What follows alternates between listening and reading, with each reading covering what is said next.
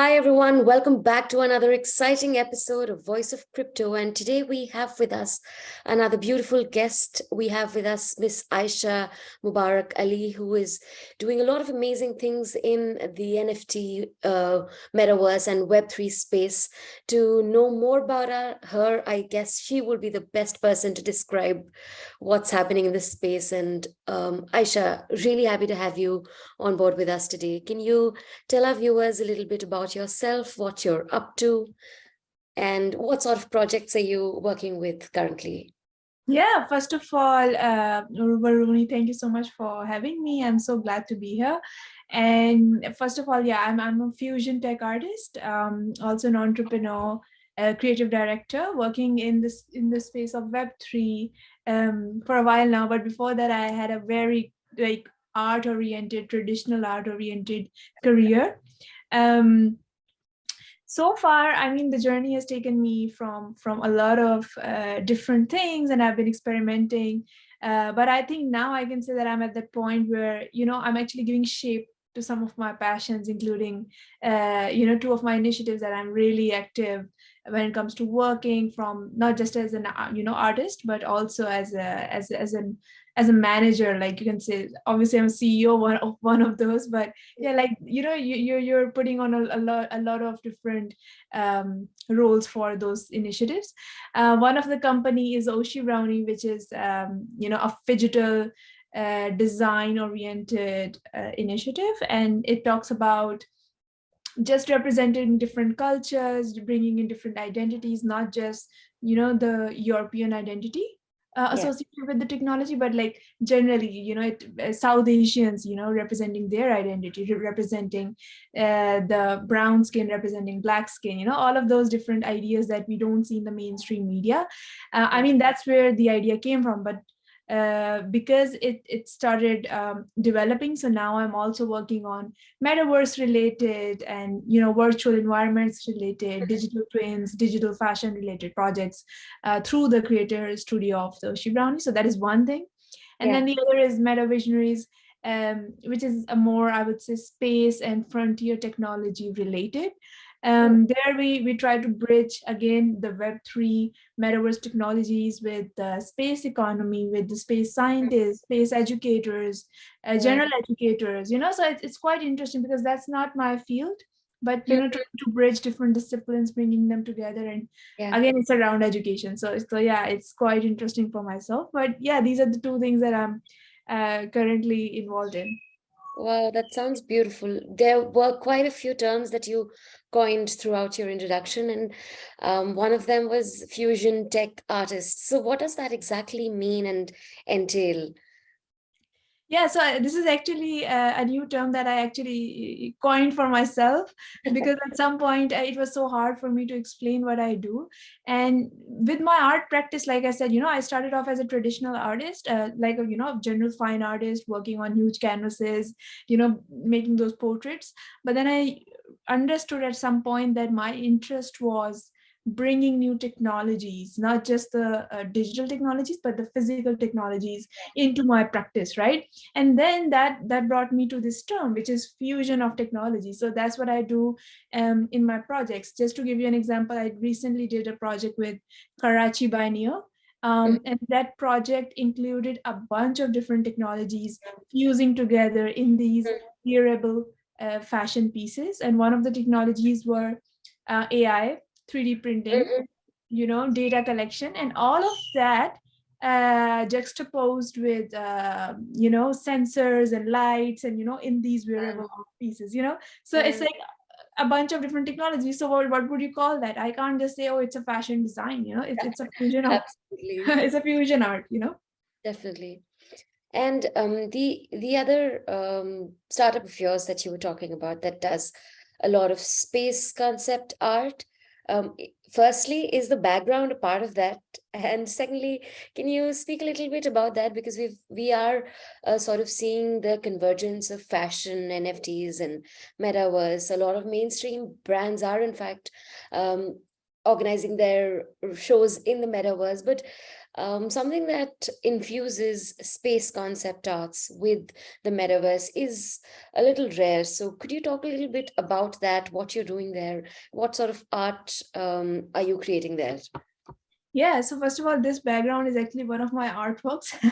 So I just put it there.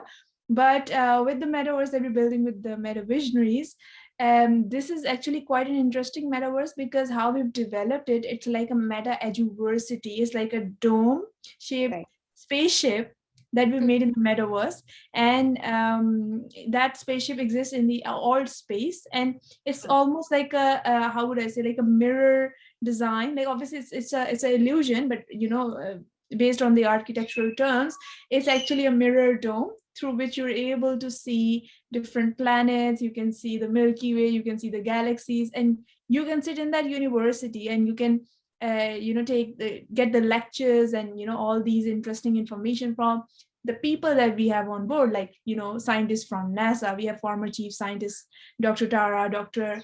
Jim Green, people like them who have like huge amount of knowledge when it comes to the subject of planetary sciences, space medicine, space music, and then general this theory of Big Bang, all of that stuff. So I mean, you being in that environment and learning from these people in a very magical setting, that was the vision behind the metaverse that we developed.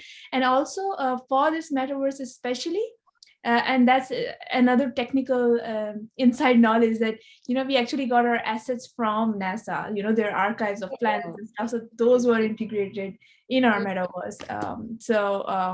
That's something that we've been working on for a while, and it's finally done. It's the metaverse is operable and people can attend the lectures, events. Even I've hosted a few events there. So yeah, that's again linked with the artwork that you see. It's like the concept art for that. Right, right.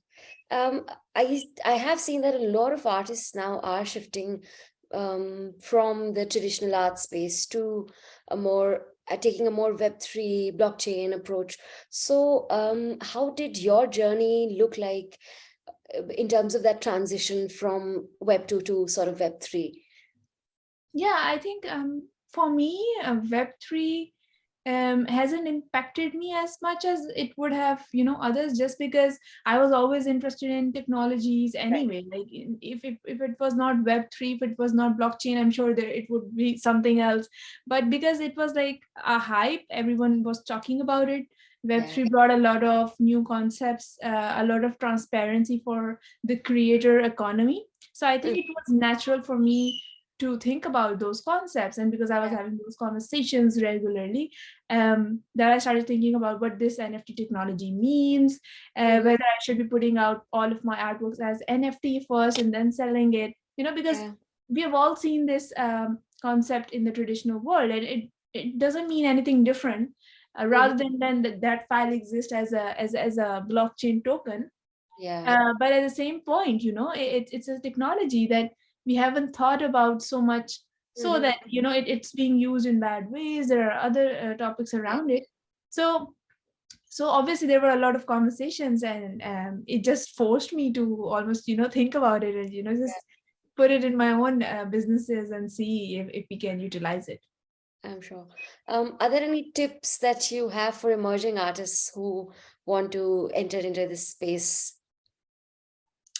Yeah, for this in the space of Web3, you mean? Fashion and NFTs. Okay. I mean, with fashion, I would say the tip is that it's you have to constantly be learning, because fashion is such an interesting topic, because obviously you can express your identity. I love fashion, but I'm not into the mainstream fashion. I'm really into the conceptual side of the fashion, and that's just my approach. But I think anyone who is interested in fashion to kind of pursue it as a career, they need constant upgrade of their knowledge, because there's so much competition, especially you're in the digital fashion space. You need to learn a lot of new softwares. You need to constantly see how your designs are being used, not just in one world like Decentraland, but also in spatial, also in alt space. So, a lot of different technical sides of, just being a digital fashion designer you have to think about. Definitely. I was going through your Instagram in the morning and I saw a lot of beautiful designs that are really out of the ordinary, so to say. And a lot of them included very interesting jewelry pieces. So is that something that you design, or is it created on the web and is just, 3D printing or modeling? Yeah, you must be talking about that project I did for Dark Skies Gaze Back, like the golden jewelry ones. These pieces were done in a very, again, because I'm talking about fusion of technologies. This was done by taking the, like literally the metal trash that you Mhm, find. I mhm. photograph them through the LiDAR technology, and it's a very different kind of documenting the materials. So Yeah, I did that. It's like a 3D scan, just how you take the documentation through photo medium. It's the same method, but you take a 3D versions of it. So I took that and then I transported those materials, those textures in softwares, and then I recreated like a look almost inspired by South Asian culture, which is like so much jewelry on top of your head. You see that kind of thing happening in our weddings. We really right. rejoice with the maximalist aesthetics. So I'll Yeah. keep those in mind. I wanted to create something that could be a little different from that story, but at the same time it reminds us of our own values and how our psychology works when it comes to the fashion identity.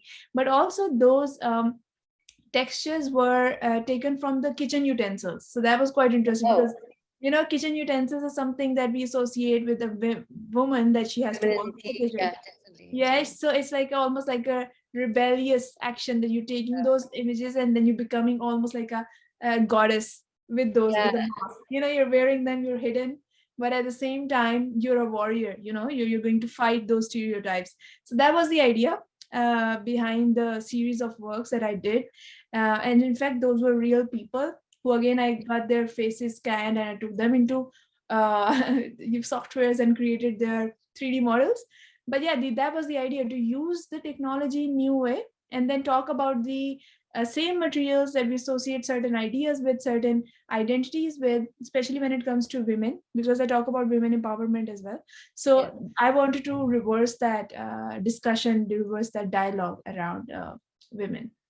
That sounds great. And a great conceptualization be, you earlier mentioned about representation of brown skin in the NFT space, and which is actually very true. We do not see a lot of representation from our Southeast Asian counterparts or even the Middle Eastern counterparts. So, how exactly are you implementing that in your artwork?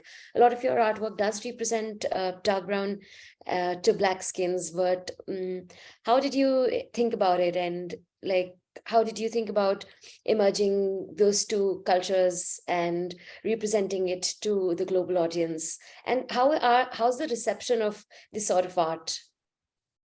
Yeah, so first of all, I never wanted it to be a debate about, white skin versus the brown skin. It's not about that, I Nice. think, because again, at the end of the day, we do see like white skin being propagated as something that is, just above us. It's being shown as that, and people want to have the white skin. That's another psychology that is being projected. But the idea was not to bring one versus the other, because I think there are a lot of other skin types. It's like a gradient. It's not just the black and white. It is a lot of gray in between. There are people who have pure black. There are wheatish skin tones. There are mixture of white and pinks. So it's not a debate about one skin color over the other. It's about bringing the sense of uniqueness and acceptance. So that's why when I started my company, Oshi Brownie, I use the word brownie as a reference to, one, I love brownies, to just generally, but then it was like a subtle reference to the word brown, because obviously my skin tone is Swedish brown. And then Oshi word means strength in Japanese. I used to learn Japanese at that time, so I just created that word Oshi Brownie out of nothing, and that's the story of it. But yeah, the idea was to basically represent my own culture. At that time there wasn't much awareness. Even the models with the brands like, I was familiar with, they were not accepting brown skin as much as they're doing now. So I'm happy about it. But Oshi Brownie started 3 years back, and it was quite a different scenario in the fashion world. So I'm happy that I did it, and that was the intention, to bring in more artwork, to bring in more representation where the brown skin or black skin or other skin types are associated with the tech or the futuristic element. Because our South Asian culture is usually shown in the context of traditionalism. Yeah. So I just wanted it to move away from that. And the idea is not to leave the culture behind, or Yeah. not to leave the heritage behind, but to just bring it in a newer conversation, just to make it part of the conversation. Yeah. That sounds great. I mean, the way you represent culture and tech in your art is definitely a really new sort of a concept that not a lot of artists are doing. While you have answered quite a few of our questions, I think another question that I have for you is, if there are a lot of pros to working in the tech space, are there certain cons as well? And if you could speak about them. Yeah, I mean, with any kind of technology, as much as there are pros, there are always cons, even if you see it or not. And we have an example of NFTs, that people who started off with NFTs as something that's going to change the world, but maybe now they're having second opinions about it, just because it's being used by certain people in not the right ways, and it's getting a bad name. But I still feel that it doesn't mean that the technology is bad. It's just your usage. It defines how the technology is being perceived. So it's only the matter of time that we're going to come up with something new, some new usage when it comes to the blockchain. Because the actual thing that hypes up the NFT, it's the blockchain. NFT is just like a use case of it, right? So the blockchain has no issues. It's just the NFTs, we couldn't understand it, right? So yeah, I think that definitely every technology has its cons, and just like when internet came, we thought that it's not going to be Yeah. useful for our kids. Everyone was really tensed, the last generation. So Right. I think it goes for like the same Yeah. for Web3. Right. Even with cryptocurrencies, I remember 10 years, 9 to 10 years from now, cryptocurrencies were used massively for purchasing drugs or other illegal weapons or other stuff off of Silk Road. And now we see how far cryptocurrencies have come. Likewise, I feel for NFTs as well. They've had a really short life, but they will continue to grow as the entire space grows. And I'm sure with artists like you that are emerging and are giving a new name to the technology and are helping merge cultures with technology, this technology is sure to rise. Do you have any closing thoughts for people, for non-believers, especially? Believers, there are a lot, and we have our own sort of cult where we have beliefs in the technology, and we do know that this technology is sure to rise. But for the non-believers, do you have any closing thoughts or words? Yeah, I think there are always going to be non-believers. That's just how it is. Some people are just early adapters, and others will follow. So for the non-believers, I mean, I can only say that they should do their own research. They should not think about, oh, this person is saying this to me, so I should believe them and just go into this. No one is asking you to do that, because things can change, trends can change, and so many people have invested in certain things which today you've seen that it's just not the right decision. So no one can tell you what to do with your investments, with your, like, even your time, like where you invest it. So I personally think that blockchain is going to sustain. The idea of decentralization is a good one, but again, I can't say that anyone is doing it to its full potential. Like we know some examples where we see here and there that, okay, this team has potential, they know what they're doing, so this project may rise. But because the technology itself isn't incubated enough, it Yeah. needs its own time and space to kind of find its own ways. And when Mhm. that happens, we're going to see, again, like any other technology, we're going to see 90% of the projects fail. Okay, Yeah, and then 10% we're going to see they might become the next Google, they might become the next Apple, and, yeah, and we have examples like not just in the software world, but the hardware world as well. Like, we're seeing a lot of improvements in the headsets with the yeah, VR. A lot of companies are designing the better tech. yeah, So there's definitely promising, you know, yeah. things to look at. And I myself have been in the metaverse. So I know it's quite magical. So I would like it to grow, become more Yeah. hyper real. That's just something that I would like to see more of it. Yeah, definitely. One of the best uses of the metaverse is in the way it is being implemented for education. And you yourself are talking about how you guys are trying to educate people about the space. And it's always, our teachers used to say, showing is a better way of teaching kids rather than just reading it out. So I am sure that the technology would rise, or at least our fingers are crossed that it would. And yeah, on that note, it was a great talk with you, Aisha. And I hope to record another beautiful episode with you where we can talk a lot more about the technology in depth. For today, this was a great chat. Great meeting you today. Thanks for joining us. Before we close, I would request you to say, I am the voice of crypto, because Mhm. as a brand, we are trying to bring up new voices to our platform, and we believe that everyone is the voice of crypto. So it'll be great if you can say that. Sure, sure. Thank you so much for having me. And I'm the voice of crypto.